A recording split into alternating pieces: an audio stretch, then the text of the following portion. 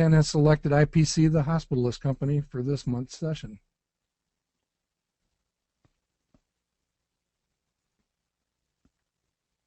Okay, you should have the screen, Ken. I want to tell a little bit of a story about IPC before I actually go into my presentation. Let me make sure I get the first slide up here. Here we go. I first was exposed to this company over a year ago by a member of my investment club. She's been a long-time member, and I really respect her stock analysis abilities.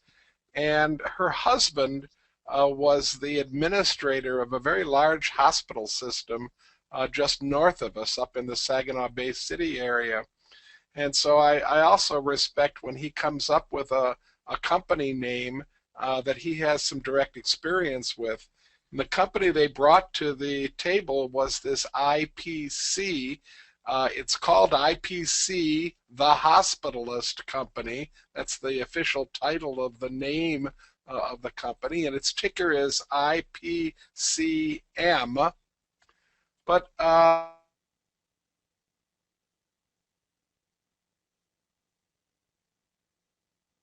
ever studied a company that was doing what IPC was doing.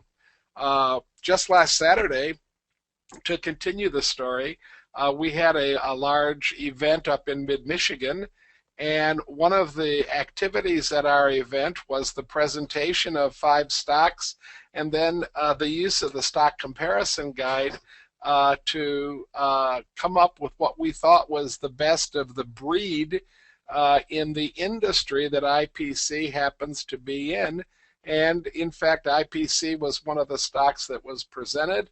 And then after the entire room worked on the stock comparison guide, IPCM was the company that was chosen as best of breed. Some of the other companies that we compared it to, they weren't direct competitors by any means, but we looked at U.S. physical therapy, for example, and universal health systems, and they sit in the same general industry of offering services to patients through hospital or through surgical centers. So with all that in mind, I decided to do a little bit more work on IPC itself.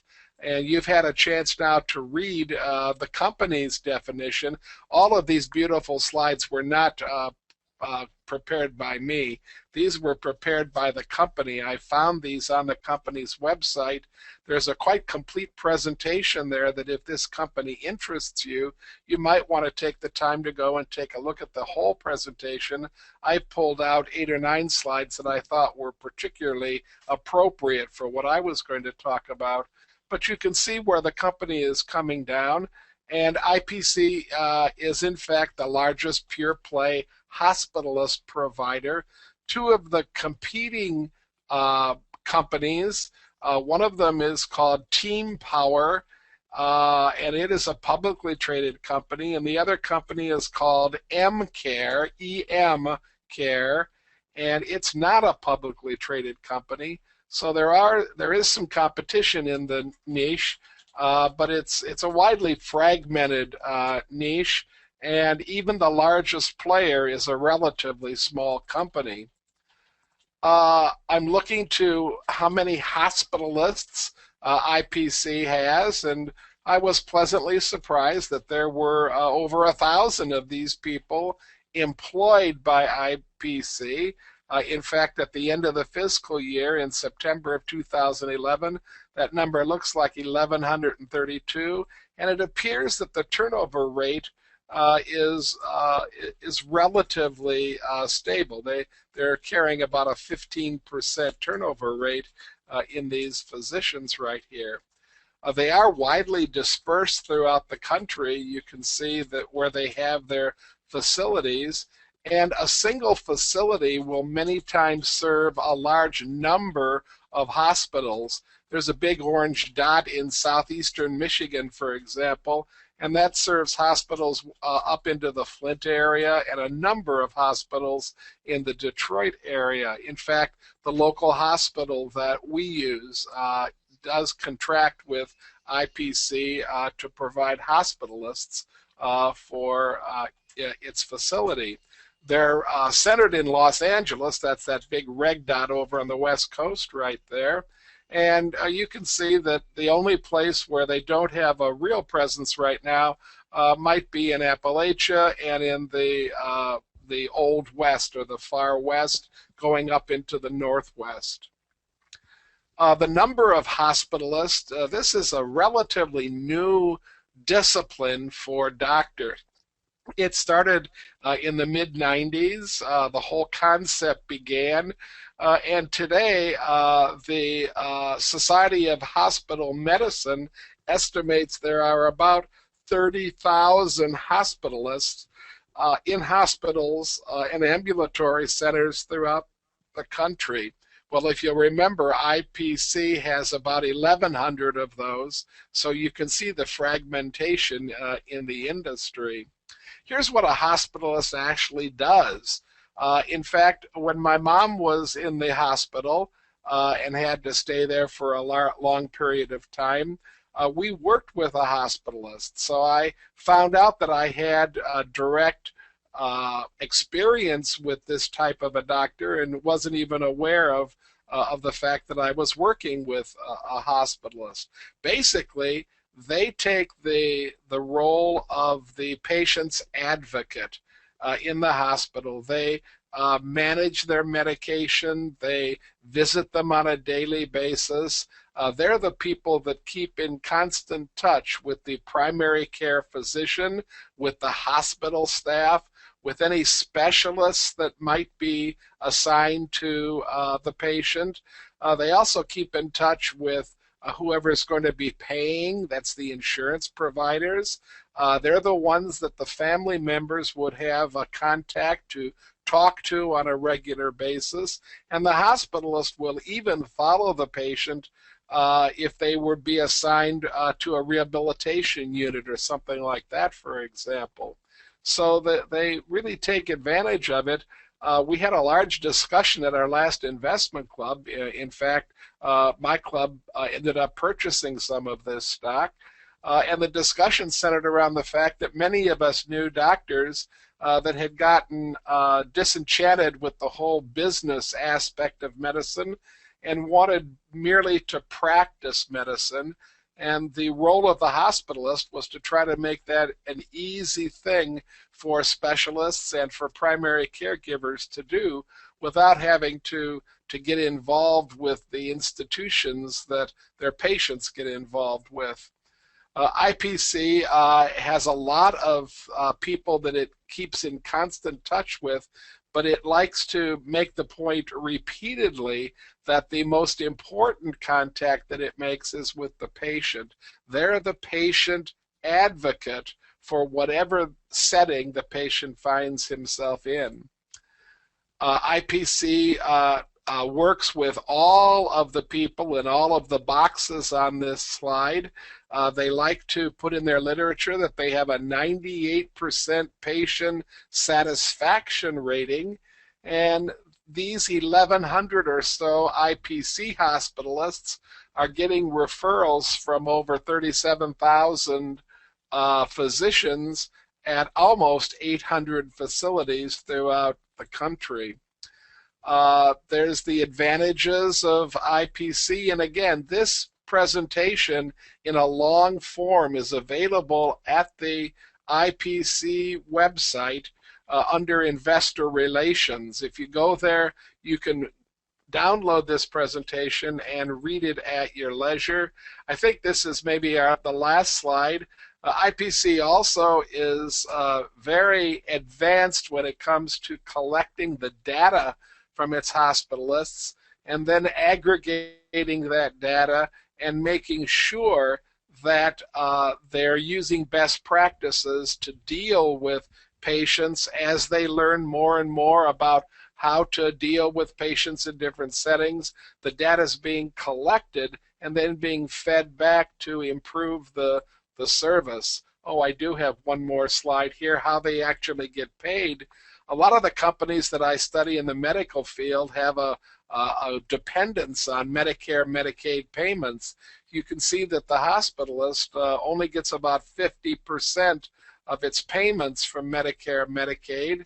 6% of its total revenues come from contracting with the hospitals as a whole. 94% comes from the pie chart right there. And they view it as a relatively stable revenue stream coming in the percentages that are indicated. I'm going to move real quickly to an SSG. And I'm going to move there if I can pull one up, that is.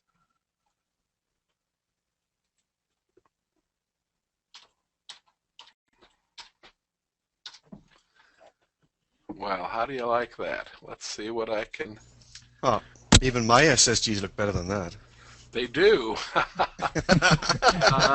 Where's the earnings, Ken? There's no SSG even. Let me close this down and then open up my toolkit again.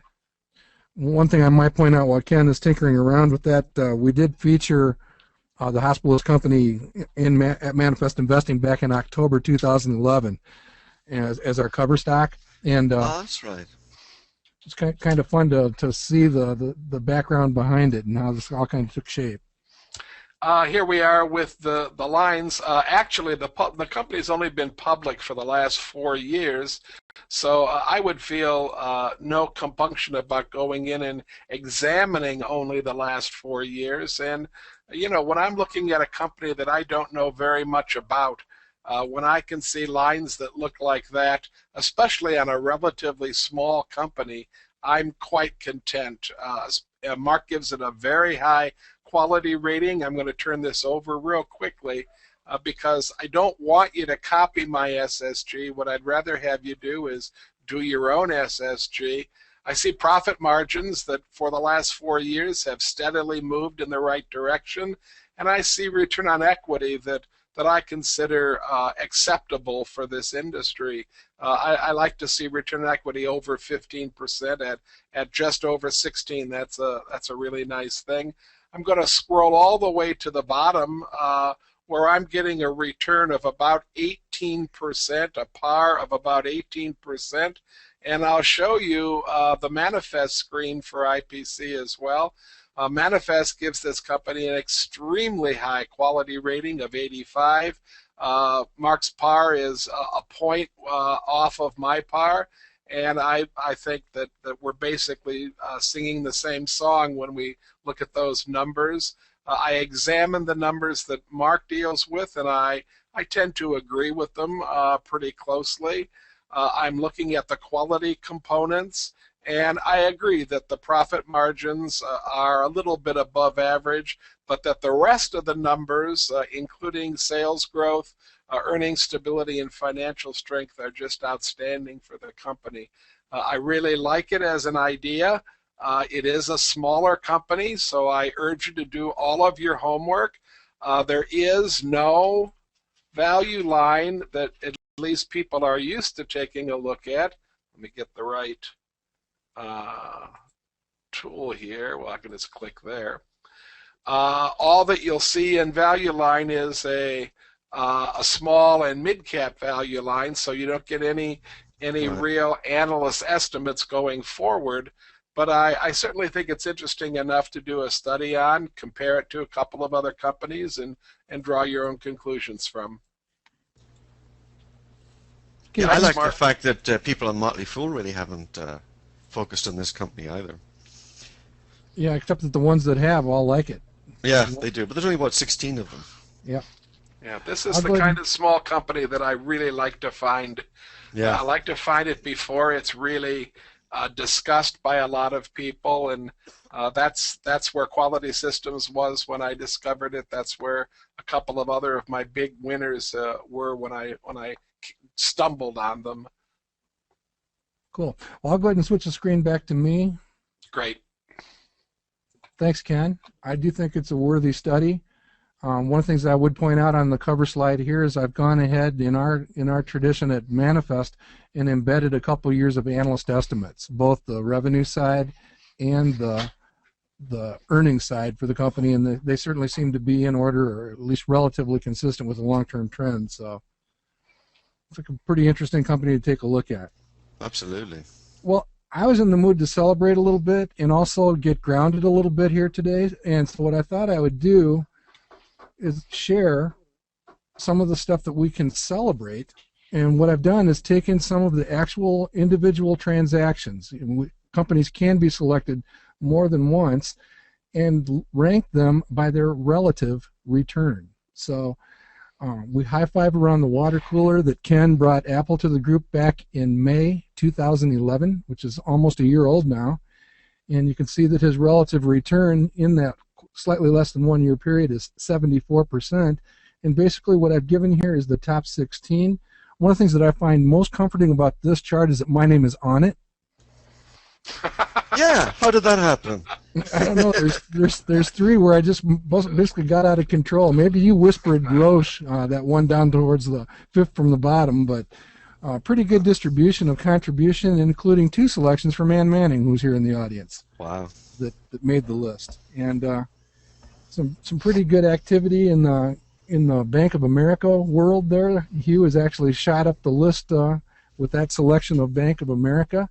But keep your attention on that one as I turn to the one, and I thought we might just have some playful banter or whatever works here. These are the ones that haven't worked out quite so well.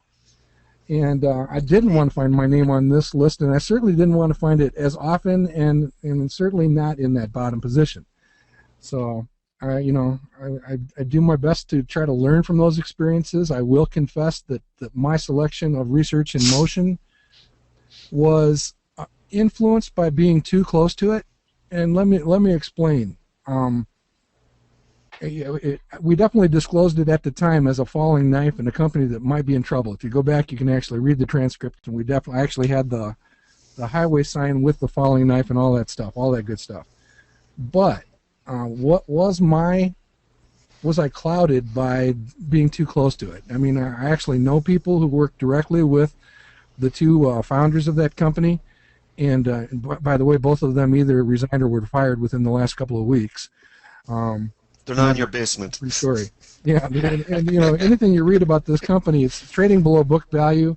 Yeah. It's too late to sell it, but I don't think we need to do it now because I think we want to kind of march towards the question and answer period where we perhaps want to talk about things like Apple and other things. But one of the things I want to toss out there, I've tossed it out a few times. I'm going to keep tossing it out until it either I decide it doesn't have merit or it does, and that is when it comes to selling a stock in a situation like this. Like I'm not a great fan of just hard stop losses like Bill O'Neill and his when it's down 8% you just dump it and run. But in the case of a company like RIM, maybe at the point where it hit a -20 relative return or something like that. And I think that's something we could talk about in the future. Is there some type of a relative return trigger on because we admitted when we picked it was speculative. It had one of the elevated return forecasts. So again, I just open the floor for comments, and anybody else that wants to bash some Chinese pork and get me off the hook here. Well, here's the question. The late great Walter Schloss. There's been some very nice obituaries written about him recently, but I wonder what, if any, of the companies on this list here he would have been sniffing around. Yeah, granted, some of them are technology and maybe outside of his comfort zone, but sometimes it's worthwhile paying attention to beaten up companies just to dig in there and see if there's value that hasn't been recognized. Hogs, for example, I've been tempted to go pick that one. Which one here did you say? Well, Hogs and RIM as well. I mean, who knows if RIM is really knocked out, Well, there's another part to the story, and I'm probably beating side of the punch, is it's early, folks. There's a patience element here, too. I mean, look at those 3 Bank of Americas right in the middle of the pack there. Yeah, that's right. Exactly. I was about to jump in and say exactly that, Mark. You did beat me to the punch. If you are especially a situation where you are going against the trend, be it a potential falling knife, be it just a very beaten up sector. RIM certainly falls in the falling knife category. Bank of America, and I notice one of my picks that I wasn't aware I was going to get the leaderboard here. Thank goodness for Mark and Chinese pork to keep me from the bottom.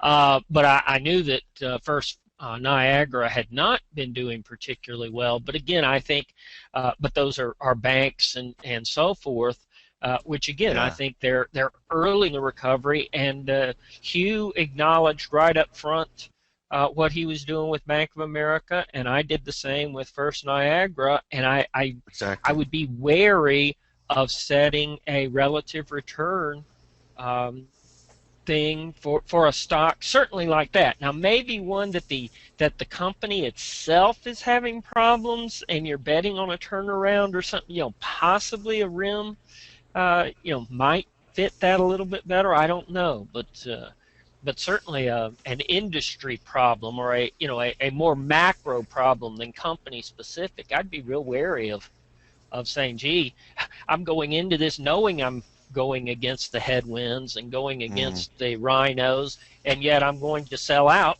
based on the rhinos beating me up. I mean, that doesn't make any sense. Good point. Mark, we're getting a question of how can Bank of America appear on both lists, and the speculation is that it's different time frames, and I think that we can verify, in fact, it is different time frames. It was chosen a number of different times, and depending on when it was chosen dictates what its relative return is going to be.